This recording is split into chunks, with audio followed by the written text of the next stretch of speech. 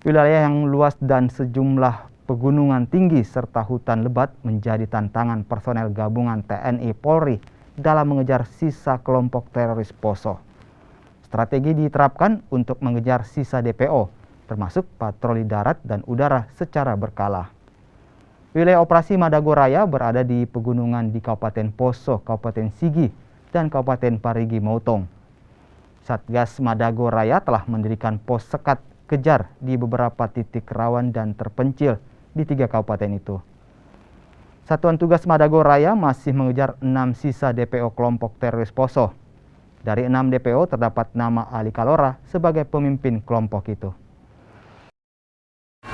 Satgas Madagoraya masih eksis melakukan pengejaran terhadap sisa kelompok DPO teroris Poso yang dipimpin Ali Kalora.